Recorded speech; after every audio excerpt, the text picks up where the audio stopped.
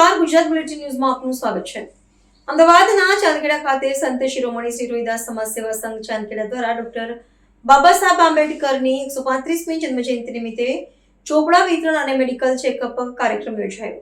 સંત શિરોમણી શ્રી રોહિદાસ સમાજ સેવા સંઘ અમદાવાદ દ્વારા વિશ્વરત્ન ડોક્ટર બાબા સાહેબ આંબેડકરની 135મી જન્મજયંતિ નિમિત્તે વ્યાજબી ભાવે ચોપડા વિતરણ અને હેલ્થ ચેકઅપ મેડિકલ કેમ્પ કાર્યક્રમનું આયોજન કરવામાં આવ્યું હતું। સંસ્થાની સાથે કાર્યકરોની પણ સરાહના કરી હતી અને આ જ પ્રકારની પ્રવૃત્તિઓનો વ્યાપ વધારવા માટે સૂચન કર્યું હતું। સંસ્થા દ્વારા આ વર્ષે 40,000 ઉપરાંત ચોપડાનું વિતરણ કરવામાં આવ્યું છે અને સંસ્થા દ્વારા સતત ત્રીજા વર્ષે પણ આ પ્રકારનું આયોજન કરવામાં આવ્યું છે।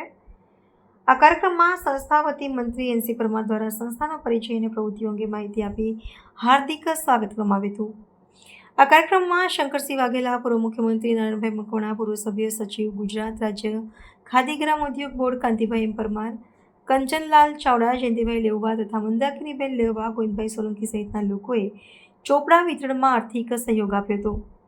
સંસ્થા વતી કાર્યક્રમમાં ઉપસ્થિત તમામ મહાનુભાવોનું બુકે અને દાતાઓનું ગુલાબની છડી અને ડૉક્ટર બાબા સાહેબ આંબેડકરનું પુસ્તક આપી સન્માન કરવામાં આવ્યું હતું। ત્યારબાદ ચોપડા વિતરણ કરવામાં આવ્યું હતું। શંકરસિંહ વાઘેલા સહિત તમામ મહાનુભાવોએ સંસ્થાની ચોપડા વિતરણ અને અન્ય પ્રવૃત્તિઓથી માહિતગાર થઈને સાથે કાર્યક્રમોની પણ સરાહના કરી હતી। આ જ પ્રકારની પ્રવૃત્તિઓનો વ્યાપ વધારવા માટે સૂચન કર્યું હતું। હું એનસી પરમાર, મંત્રી શ્રી સંત શિરોમણી શ્રી રોહિદાસ સમાજ સેવા સંઘ ચાંદખેડા અમદાવાદ। ખાસ કરીને આજનો કઈ રીતનો કાર્યક્રમ હતો, મુખ્ય મહેમાન કોણ હતા? આજે સંત શિરોમણી શ્રી રોહિદાસ સમાજ સેવા સંઘ ચાંદખેડા દ્વારા ડૉક્ટર બાબા સાહેબ આંબેડકરની 135મી જન્મજયંતિને અનુલક્ષીને ચોપડા વિતરણ અને મેડિકલ ચેકઅપનો કાર્યક્રમ અત્રે આયોજિત કરવામાં આવેલો।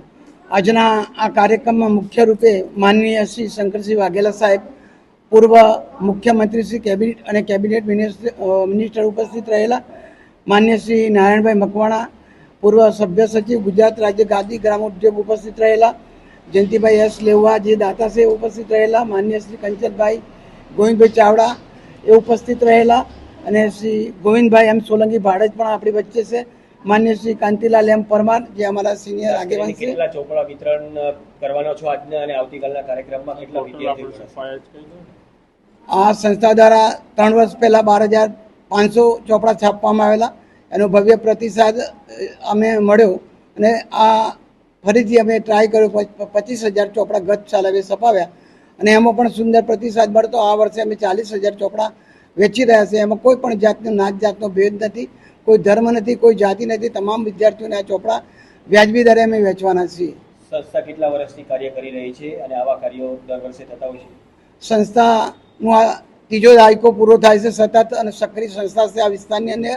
અમદાવાદ અને ગુજરાતમાં એનું ખૂબ મોટું નામ છે। સંસ્થા દ્વારા સામાજિક, શૈક્ષણિક અને વૈદ્યકીય કાર્યો કરવામાં આવી રહ્યા છે। વિદ્યાર્થીઓ માટે ખાસ સતત કામ કરી રહી છે આ સંસ્થા। આ સંસ્થાને 27 અવિરત ઇનામ વિતરણના અને સ્નેહમિલનના કાર્યક્રમો કર્યા છે।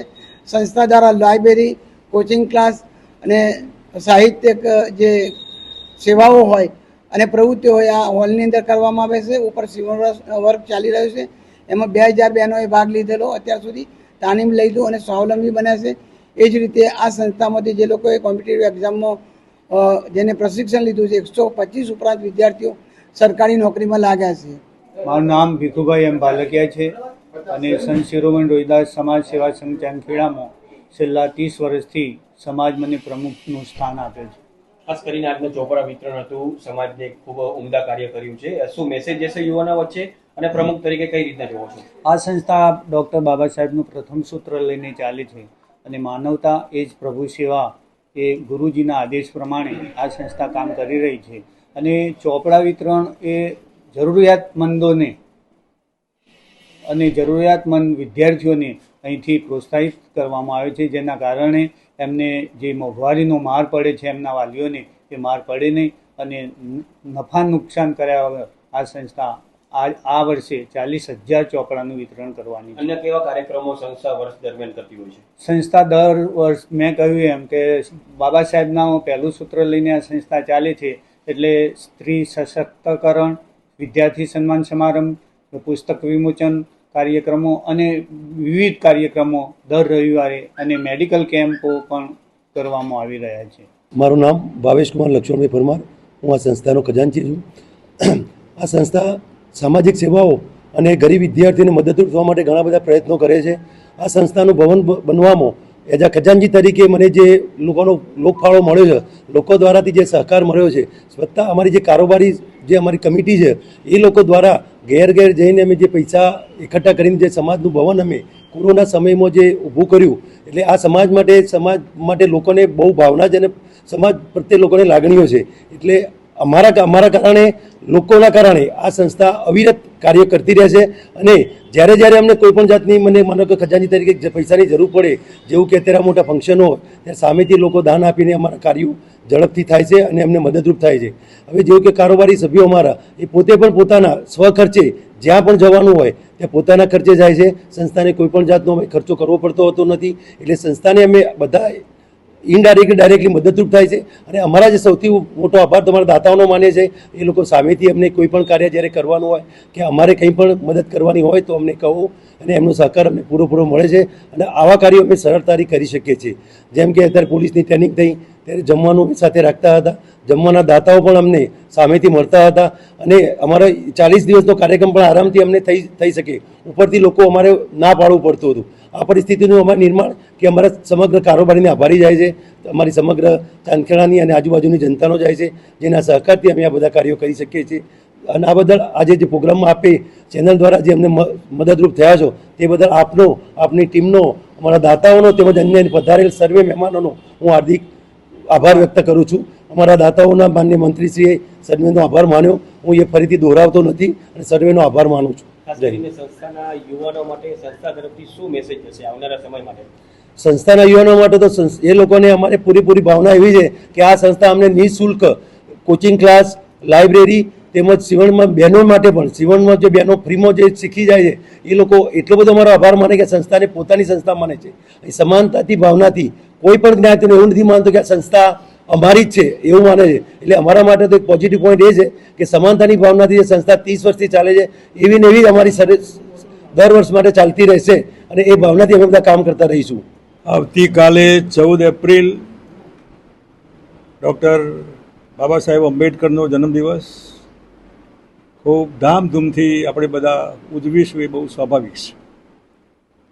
ગઈકાલે 12મી એપ્રિલે સાંજે મારા નિવાસ સ્થાને ગાંધીનગરમાં સમાજના કેટલાક આગેવાનોને આગામી નવી પેઢીને ધ્યાનમાં રાખીને બાબા સાહેબના શબ્દો શિક્ષિત બનો, સંગઠિત બનો એની વાત માટે મળવા બોલાવ્યા હતા.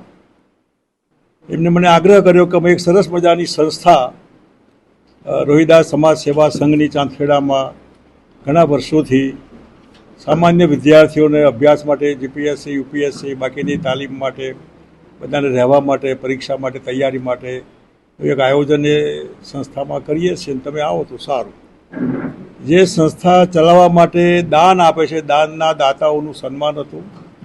એમને પણ મારી શુભેચ્છાઓ કે તમે જે લક્ષ્મી આપો છો એ સરસ્વતીની આરાધનામાં કામમાં આવે છે.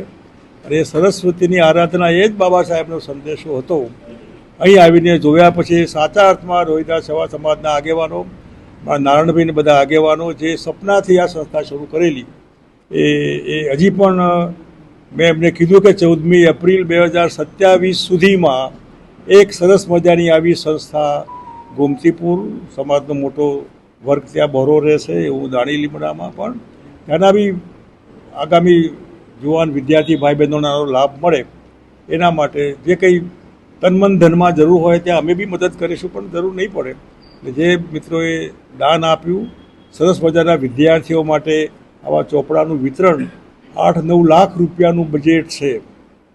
સમાજમાં આપણું એક બાળક આગ્રહ કરે તો આપણે એને વાયદા કરીએ કાલે સગવડ કરીશું કાલે, પણ આમાં પ્રેમથી બાળકને નથી આપતા અને સમાજને આપીએ છીએ કે સમાજવાળા બાળક છે એ પણ શિક્ષિત બને. એના આધારે આ ચોપડા વિતરણનો કાર્યક્રમ હતો, એના અનુસંધાને હું આવ્યો છું. મારી એમને શુભેચ્છા. સરસ મજાના આગેવાનો છે અને સમાજે એમના પર વિશ્વાસ મૂક્યો છે.